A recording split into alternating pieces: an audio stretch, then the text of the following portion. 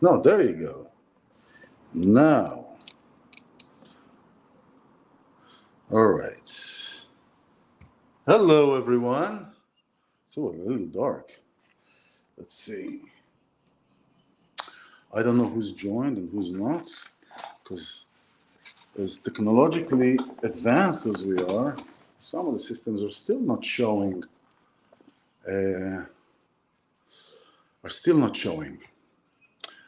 Whether we're alive or not. So let's see. Hold on.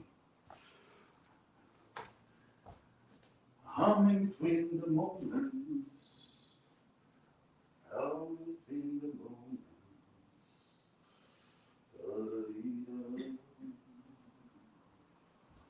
Humming between the moments.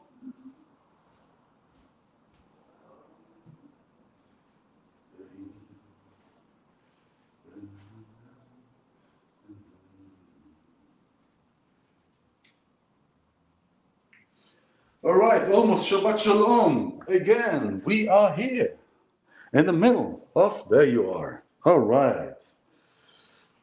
Let's see.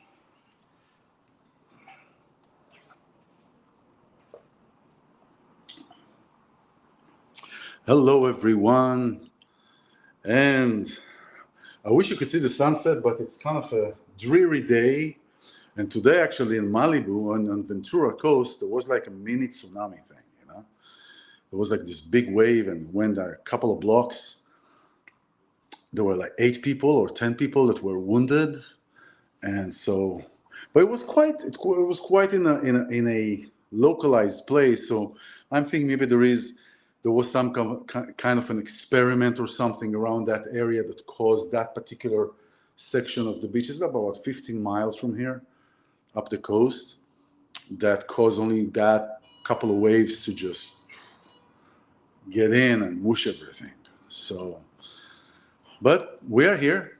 We are at the end of the year. We have a lot of astrological things that are happening, energetic things that are pushing us forward, pushing us to release what we need to release and to just move into and to spring into this new time, new era, new year, new adventures. You know, I believe everybody is adventurous. Everybody wants an adventure. Everybody's adventurous, but it takes courage sometimes to take that adventure to a different level. So adventure, yes, we dream of adventure, we read books, we watch movies, we are like, but it takes courage to change a certain lifestyle, to change a certain perception, right? Because challenging our perception, that's exactly what it is. It's like, you know, sometimes we get too comfortable, so we get too in our ways, in our heads, in our stories, in our beliefs, and it takes courage to take an adventure to a different level. So this is what it is today. This is what I encourage everyone, including myself, to continue and be courageous about adventure. And this portion is actually a really interesting. It's coming right. I mean, every time there is a Torah portion every week, it comes exactly when it needs to come to illuminate what is happening on a daily life. And we had a tough year, we had a difficult year, a lot of loss, a lot of changes in our personal life, in our collective life, in our collective togetherness. Everything is bubbling up and going over the top. And you know, how do we deal with everything? How do we release everything and yet be in that place of, yeah, I want to continue and be on an adventure. And the theme that will run throughout every message, whether it is me, whether it's somebody else, whether it's to bring forward, is the connection, is the unity, is the togetherness. Because when we are coming as a collective, and I'm not talking about the daily things, oh, I need this, you need that, let me make this kind of business choice, you make this kind of business choice. I'm talking about the essence of things, the essence of life. When we understand as a collective, and there are many people that do understand that we are one, that we are together, and the togetherness, the collective, is for the better of us, for the better of us as a race, for the better of us as a species, as human species, the caring for one another. And we thought sometimes the term unconditional love comes in, right? And I don't know, except for agape love, God's love that is unconditional, the only unconditional love that may exist in this realm, in this physical realm, is a parent to a child, or more specifically, a mother to a child. There are more chances that the mother to a child bond is stronger than a father's to a child, just because that's how we're built. So that's really the unconditional. But there is another unconditional love that can happen, that I've kind of sharpened the edges or rounded the edges for me in this portion of today. And this is brothers' loves, or like siblings. In the portion of today, VaYechi is talking about Joseph became the second in command in Egypt. So he's like a king, except for the title of being a king. So he has everything and he does everything, and he owns Egypt pretty much, except for the king, for Pharaoh. And the stories of the brothers that came, and then he recognized them and he told them to go back home and to bring back their dad, his dad as well, Jacob, to bring them back. And so he starts talking about, and Jacob lived 17 years in Egypt before he passed away. Right? Before he passed away. Just as a side note, saying that the 17 years, why is the Torah specifying 17 years? The Torah doesn't have one letter that is just because let's put a letter. No, every letter, every insinuation has a very important meaning. And it is the 17 years until Joseph disappeared, when he raised Joseph and he taught him Torah and he was with him, and he didn't go out to bars or anything, right? Camel Bar. Oh, it's a name. Camel Bar. Anyway, so 17 years he took care of Joseph, and he was his favorite son, and then when he was 17, they sold him. So these 17 years kind of correlates to the goodness that he did with his son. They said that the 17 years that Jacob lived in Egypt were the most happiest 17 years of his life. Okay, so anyway, that's that. So then, as Jacob is about to pass away, he makes Joseph promise to him, swear that he will not bury him in Egypt, because at that time, important people would have people would worship them, they would bury them, and they would worship. So he said, don't bury me here, bury me outside of Egypt. And Joseph brings his sons to Jacob to get blessings, Ephraim and Manasseh. Actually, Manasseh and Ephraim. Manasseh was the oldest one, Ephraim was the youngest one. And he brings them where he puts to the right of Jacob, to his right arm, he puts Manasseh, because he was the oldest one. And then he puts to the left Ephraim, right? And what Jacob does, he does this. Whoop, there you go. He does that. So he actually, instead of doing Manasseh and Ephraim, you're actually watching it in a mirror now. So, but he does this. So he's actually putting his right hand for the blessing on the youngest one, and the left hand on the oldest one. Now, everybody knew that Jacob had a direct connection to God, and he was receiving messages, and he would see, and he could, although he couldn't see very well, but he saw through the person, he could feel their thoughts, he could understand their thoughts, where they're going, how they're feeling.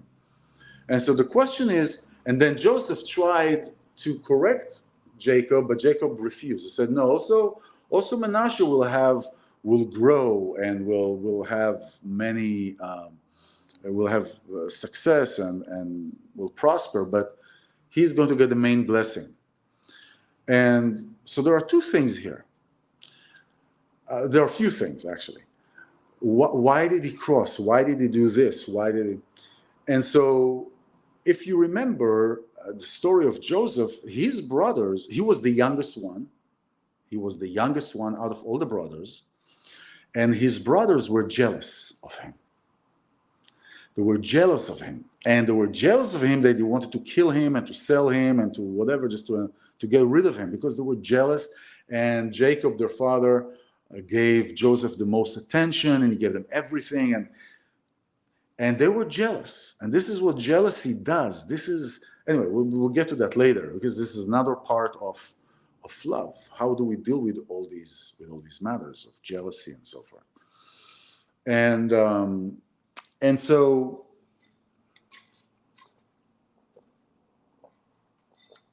so he remembers, I remember I was the youngest as well. So why are you doing? So one would ask, okay, if you're a parent and you remember that your brothers were jealous, why are you doing the same thing?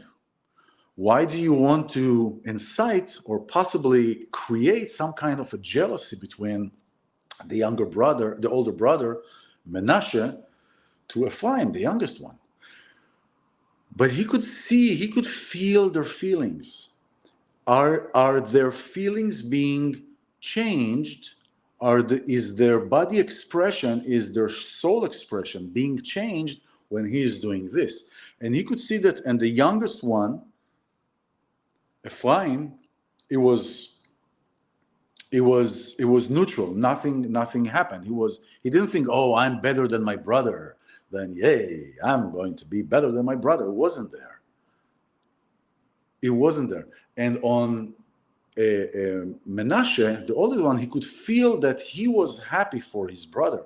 There is another place in the Torah that we see that with Aaron, and he was happy, actually, that they both were content and happy, because it's like, it's like if on the contrary side, if I hurt my thumb in the door, right, I'm not going to take my other hand and hit or hit a thumb, right, or something, right? It's one body. It's everything one body, and this is what's coming to fruition here, that there is one body.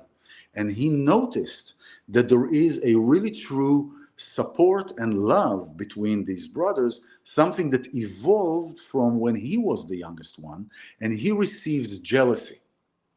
So this is now, up until today, I remember as a kid, that it happened, what I'm about to say, not what I said with Jacob, because I wasn't there, man. I know I'm an old soul, but I don't remember being there.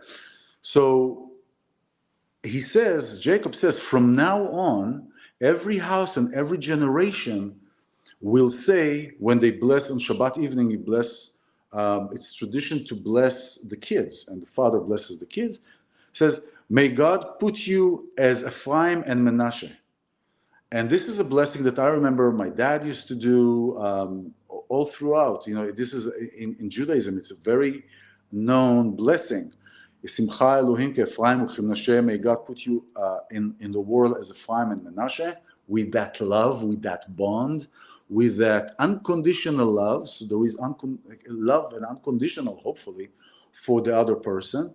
And to the women, may God put you as Sarah, Rivka, Rachel, Leah. Sarah, Rebecca, Rachel, and Leah, right?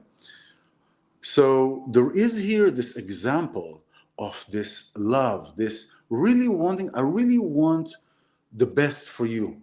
And this is the source where also the sentence, Ve'ahavta le'reacha kamocha, comes in. And we see this in, I don't know how you say it in English, may you love your neighbor like yourself. It's about, in Hebrew it means, I want for you the best what I want for me, just like I want for me. And so I wish for you to have the best things and only good things, exactly like I would like them for me. And this is where it all comes from. This is where it stems from. And this, for many of us, for many people, it could be an adventure. Because we live in this world, and many people are, for me, there's me, I want this, I want that, I want here, I want that. And it could take courage to actually say, okay, you know what, I want for you what I would want for me. And now for the matter of jealousy, how is this in Hebrew? Kin'ah, a kavod. So there are three things that the sages are saying takes the person out of this world. And out of this world meaning out of this world. We are a world.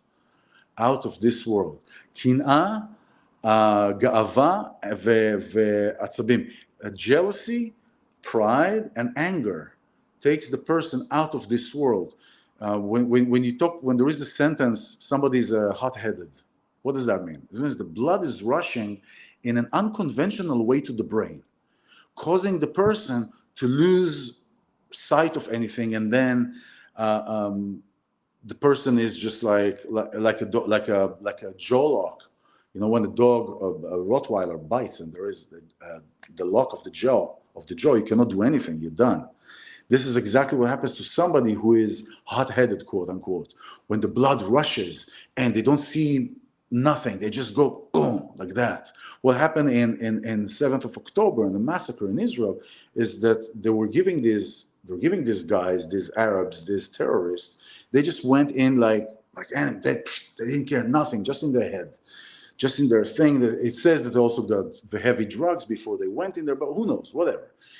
It's that thing that jealousy, pride, and anger cause the person to be out of the world, out of our body, out of our own internal world, out of our conscientious choices that we make, out of that world. And jealousy also makes a person unhappy, because being jealous about something that somebody has, you know, many times when people are jealous of people, they see only a certain result. They say, oh, why does this person have that? And I don't have, I want that too.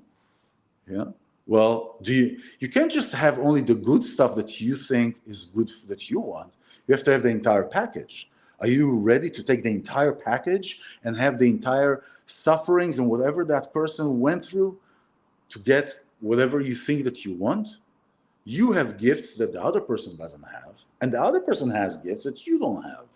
This is why we can make commerce, and we can be as a society and as people and as a couple. You know, it's about one person has something that the other doesn't, and the other person has something that the other doesn't. And together you come and you complement one another. You don't complete one another. There is no such a thing as to complete one another, because that means that the other person is missing or is broke. No, is complementing.